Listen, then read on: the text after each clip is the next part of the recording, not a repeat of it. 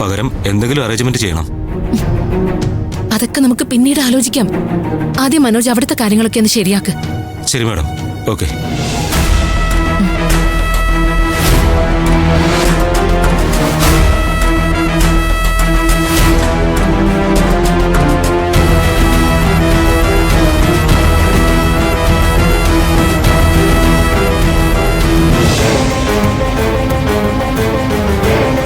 വാടാ.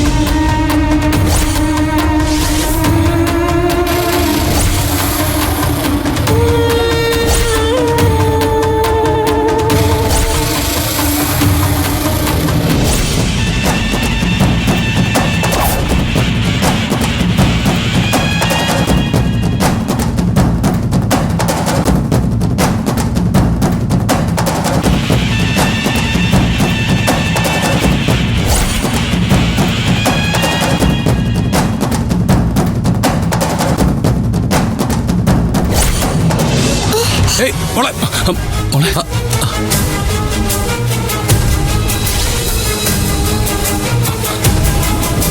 മോളെ, ഒന്നും പറ്റിയില്ലല്ലോ.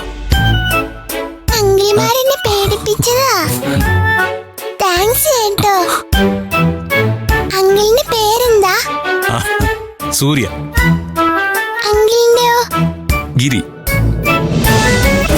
വാടാ. എന്റെ പേരറിയാവോ? ഇല്ലല്ലോ. മോളെ ഞങ്ങൾ ആദ്യമായിട്ടല്ലേ കാണുന്നത്. എന്റെ പേര് കാഞ്ചി. വൈഷ്ണവി ദേവിനെ അറിയാവോ? നർത്തകി. ഓ, പുള്ളിക്കാരിയുടെ മോളാ.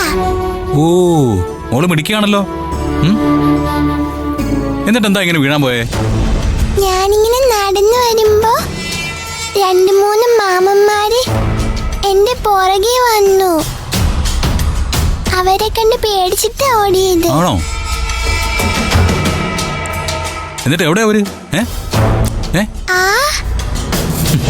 ഇപ്പൊ കാണുന്നില്ല.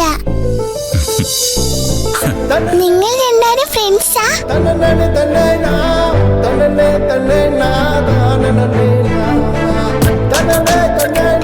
ആ, ഫ്രണ്ട്സാലേ. രണ്ടാളെ ഞാൻ എന്റെ അമ്മയ്ക്ക് പരിചയപ്പെടുത്താൻ കേട്ടോ. എന്നാ ഞാൻ പോട്ടെ. ഓക്കെ. പതുക്കെ പോണം കേട്ടോ. ആ, പതുക്കെ. താങ്ക്സ്. എന്തിന്? അല്ല, ആ കുഞ്ഞിനെ രക്ഷിച്ചതിന്. അതിനിപ്പോ താനും ഉണ്ടായിരുന്നല്ലോ. ഈ കുഞ്ഞുങ്ങളോട് ഏത് ക്രൂരന്മാർക്കും വാത്സല്യം തോന്നും. അതുകൊണ്ടാണല്ലോ തനിക്കും തോന്നിയത്.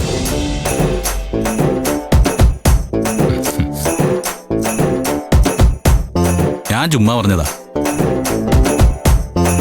താനേ അത്ര കുഴപ്പക്കാരനൊന്നും അല്ല. ആദ്യം അങ്ങനെ തോന്നിയെങ്കിലും തന്നെ കുറിച്ച് അറിഞ്ഞപ്പോ താനും അത്ര വലിയ കുഴപ്പക്കാരനല്ല എന്ന് മനസ്സിലായി. എങ്കിൽ ശരി. ഓക്കെ, ശരി.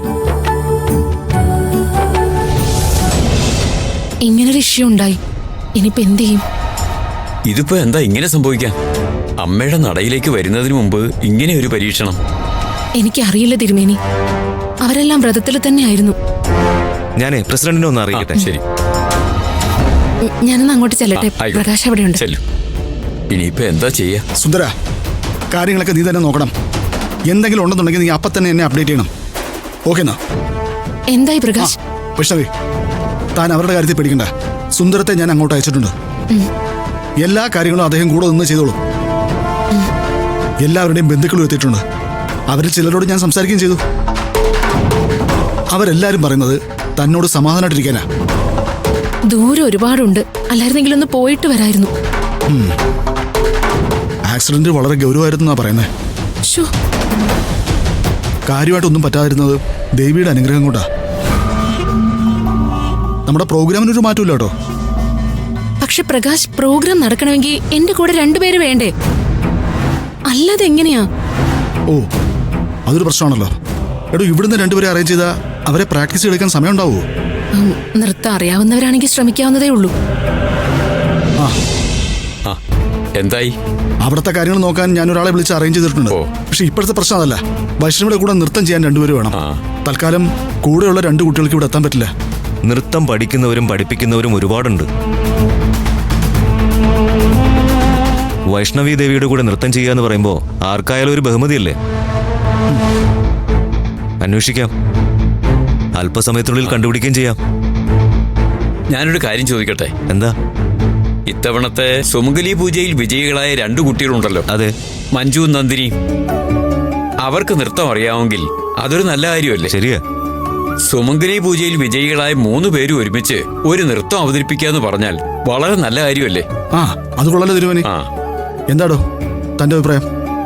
പക്ഷെ അവർക്ക് നൃത്തം അറിയോ? പറഞ്ഞു കൊടുക്കുന്നത് ഉൾക്കൊള്ളാനാവോന്നൊന്നും അറിയില്ലല്ലോ. ആദ്യം എനിക്ക് അവരായിട്ടൊന്ന് സംസാരിക്കണം. എല്ലാം ശുഭമായി നടക്കുമെന്നാ എന്റെ മനസ്സ് പറയുന്നത്. എല്ലാം അമ്മ കാണുന്നുണ്ടല്ലോ. അമ്മയുടെ തീരുമാനം പോലെ നടക്കട്ടെ.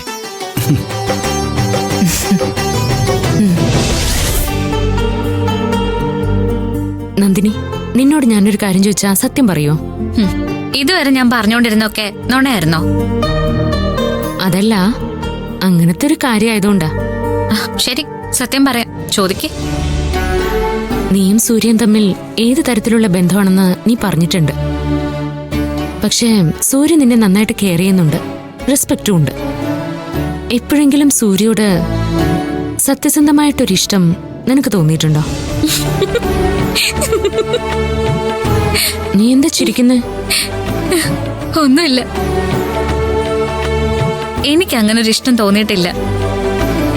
ഇനി എത്ര കാലം കഴിഞ്ഞാലും തോന്നുമില്ല. അതെന്താ? എനിക്ക് എന്നെ നന്നായിട്ടറിയാം. അതിനേക്കാൾ നന്നായി സൂര്യ സാറിനും അറിയാം.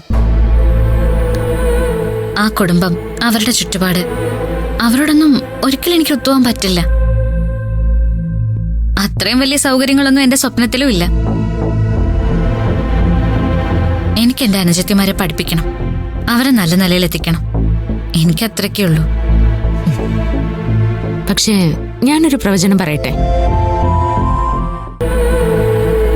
കുറച്ചു നാള് കഴിയുമ്പോഴേ നീ സൂര്യ വല്ലാണ്ട് സ്നേഹിച്ചു തുടങ്ങും. ഈ മനസ്സുകൾക്കേ അങ്ങനെ ഒരു കാര്യമുണ്ട്.